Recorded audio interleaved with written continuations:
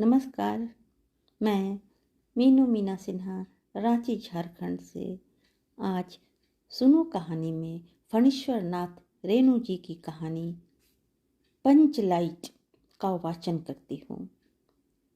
पंचलाइट। पिछले 15 महीने से दंड जुर्माने के पैसे जमा करके महतो टोली के पंचों ने पेट्रोमैक्स खरीदा है। इस बार रामनवमी के मेले में गांव में सब मिलाकर 8 पंचायतें हैं, लेकिन जाति की अलग अलग सभा चट्टी है। सभी पंचायतों में दरी, जाजिम, सतरंजी और पेट्रोमैक्स है। पेट्रोमैक्स जिसे गांव वाले पंचलाइट कहते हैं। पंचलाइट खरीदने के बाद पंचों ने मेले में ही तय किया 10 रुपये जो बच गए हैं इससे पूजा की सामग्री खरीद ली जाए। बिना नेम टेम के कल कब्जे वाली चीज का पुण्याह नहीं करना चाहिए। अंग्रेज बहादुर के राज में भी पुल बनाने से पहले बलि दी जाती थी। मेले से सभी पंच दिन दहाड़े ही गांव लौटे। सबसे आगे पंचायत का छड़ीदार पंचलाइट का डिब्बा माथे पर लेकर, और उसके पीछे सरदार, दीवान और पंच वगैरह। गांव के बाहर ही ब्राह्मण टोले के फुटंगी झा ने टोक दिया, कितने में लालटेन खरीद हुआ महतो? देखते नहीं हैं पंचलाइट है। बामन टोली के लोग ऐसे ही ताब करते हैं। अपने घर के ढिबरी को भी बिजली बत्ती कहेंगे और दूसरों के पंचलाइट को लालटेन। टोले भर के लोग जमा हो गए। औरत, मर्द, बूढ़े, बच्चे सभी काम काज छोड़कर दौड़े आए। चल रे चल, अपना पंचलाइट आया है, पंचलाइट। छड़ीदार अग्नू महतो रह रह कर लोगों को चेतावनी देने लगा। हाँ, दूर से, जरा दूर से, छूछा मत करो, ठेस न लगे। सरदार ने अपनी स्त्री से कहा, सांझ को पूजा होगी, जल्दी से नहा धोकर चौका पीढ़ी लगाओ।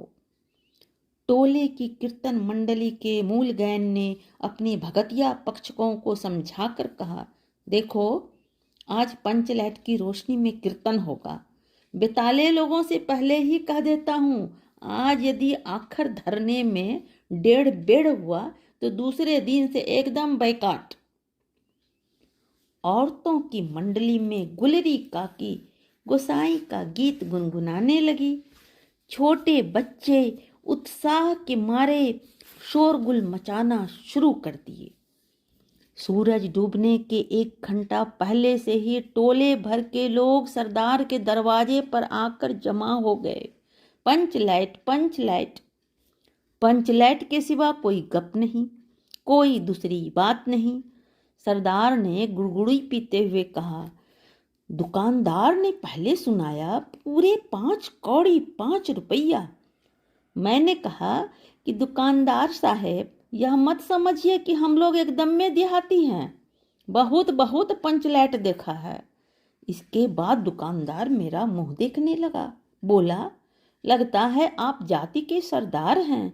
ठीक है, जब आप सरदार होकर खुद पंचलाइट खरीदने आए हैं तो जाइए, पूरे 5 कौड़ी में आपको दे रहे हैं। दीवान जी ने कहा, अलबत्ता चेहरा परखने वाला दुकानदार है। पंचलाइट का बक्सा दुकान का नौकर देना नहीं चाहता था। मैंने कहा, देखिए दुकानदार साहेब, बिना बक्सा पंचलाइट कैसे ले जाएंगे? दुकानदार ने नौकर को डांटते हुए कहा, क्यों रे, दीवान जी के आंख के आगे धुरखेल करता है, दे दो बक्सा। टोले के लोगों ने अपने सरदार और दीवान को श्रद्धा भरी निगाहों से देखा। छड़ीदार ने औरतों की मंडली में सुनाया, रास्ते में सन सन बोलता था पंचलाइट, लेकिन ऐन मौके पर लेकिन लग गया। रुदल शाह बनिए की दुकान से 3 बोतल किरासन तेल आया और सवाल पैदा हुआ, पंचलाइट को जलाएगा कौन? यह बात पहले किसी के दिमाग में नहीं आई थी। पंचलाइट खरीदने के पहले किसी ने न सोचा, खरीदने के बाद भी नहीं। अब पूजा की सामग्री चौक पर सजी हुई है। कीर्तनिया लोग खोल ढोल करताल खोल कर बैठे हैं और पंचलैट पड़ा हुआ है। गांव वालों ने आज तक ऐसी कोई चीज नहीं खरीदी जिसमें जलाने बुझाने का झंझट हो। कहावत है ना, भाई रे गाय लूं तो दूहे कौन। लो मजा, अब इस कल कब्जे वाली चीज को कौन बाले। यह बात नहीं कि गांव भर में पंचलैट बालने वाला नहीं, हर एक पंचायत में पंचलैट है, उसके जलाने वाले जानकार हैं। लेकिन सवाल है कि पहली बार नेम टेम करके शुभ लाभ करके दूसरी पंचायत के आदमी की मदद से पंचलैट जलेगा। इससे तो अच्छा है कि पंचलैट पड़ा रहे। जिंदगी भर ताना कौन सहे। बात बात में दूसरे टोले के लोग कूच करेंगे, तुम लोगों का पंचलैट पहली बार दूसरे के हाथ से। न न, पंचायत की इज्जत का सवाल है, दूसरे टोलों के लोगों से मत कहिए। चारों ओर उदासी छा गई, अंधेरा बढ़ने लगा। किसी ने अपने घर में आज ढिबरी भी नहीं जलाई थी। आज पंचलैट के सामने ढिबरी कौन बालता है। सब किए कराए पर पानी फिर रहा था। सरदार, दीवान और छड़ीदार के मुंह में बोली नहीं, पंचों के चेहरे उतर गए। किसी ने दबी आवाज में कहा, कल कब्जे वाली चीज का नखड़ा बहुत होता है। एक नौजवान ने आकर सूचना दी, राजपूत टोली के लोग हंसते हंसते पागल हो रहे हैं। कहते हैं कान पकड़कर पंचलैट के सामने 5 बार उठो बैठो, तुरंत जलने लगेगा। पंचों ने सुनकर मन ही मन कहा, भगवान ने हंसने का मौका दिया है, हंसेंगे नहीं।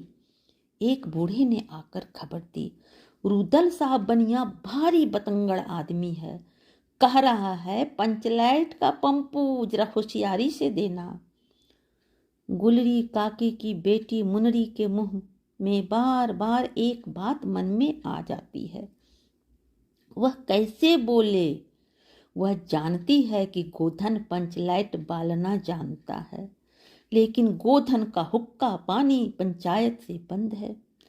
मुनरी की मां ने पंचायत में फरियाद की थी कि गोधन रोज उसकी बेटी को देखकर सलम सलम वाला सलीमा का गीत गाता है, हम तुमसे मोहब्बत करके सलम।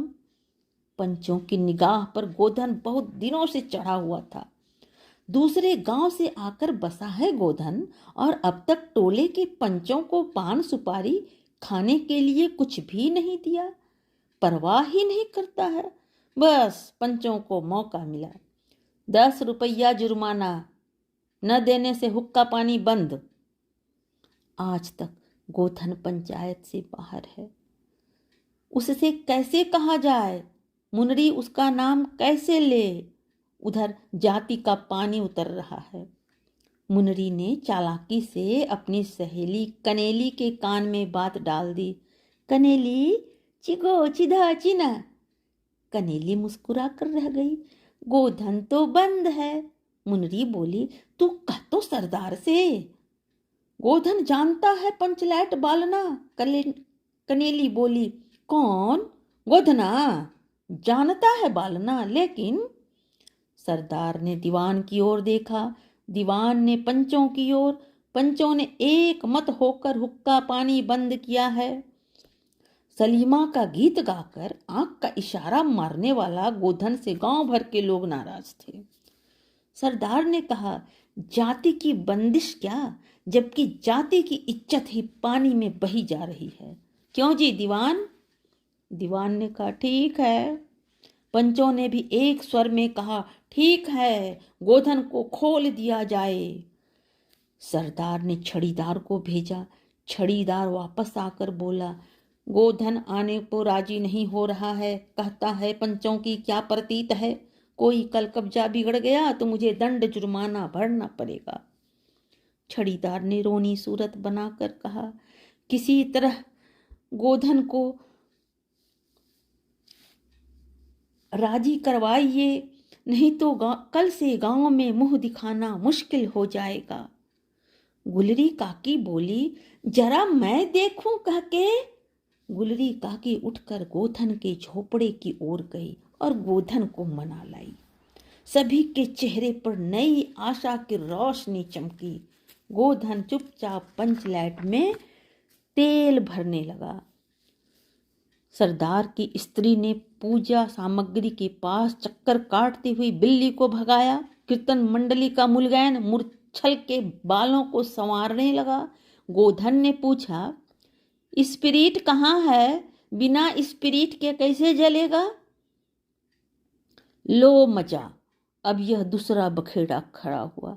सभी ने मन ही मन सरदार, दीवान और पंचों की बुद्धि पर अविश्वास प्रकट किया। बिन बूझे समझे काम करते हैं ये लोग। उपस्थित जनसमूह में फिर मायूसी छा गई। लेकिन गोधन बड़ा होशियार लड़का है, बिना स्प्रिट के ही पंचलैट जलाएगा। थोड़ा गरी का तेल ला दो।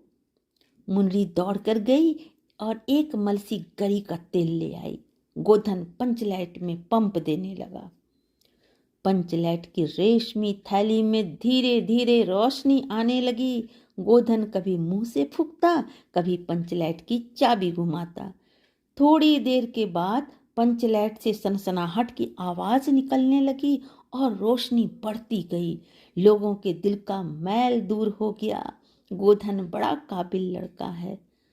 अंत में पंचलाइट की रोशनी से सारी टोली जगमगा उठी तो कीर्तनिया लोगों ने एक स्वर में महावीर स्वामी की जय ध्वनि के साथ कीर्तन शुरू कर दिया।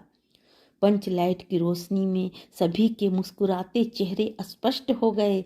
गोधन ने सबका दिल जीत लिया। मुनरी ने हसरत भरी निगाह से गोधन की ओर देखा। आंखें चार हुई और आंखों ही आंखों में बात हुई। कहा सुना माफ करना, मेरा क्या कसूर। सरदार ने गोधन को बहुत प्यार से पास बुलाकर कहा, तुमने जाति की इज्जत रखी है, तुम्हारा 7 खून माफ। खूब गाओ सलीमा का गाना। गुलरी काकी बोली, आज रात मेरे घर में खाना गोधन। गोधन ने फिर एक बार मुनरी की ओर देखा। मुनरी की पलकें झुक गईं। कीर्तनिया लोगों ने कीर्तन समाप्त कर जय ध्वनि की। जय हो, जय हो। पंचलैट के प्रकाश में पेड़ पौधों का पत्ता पत्ता पुलकित हो रहा था। धन्यवाद।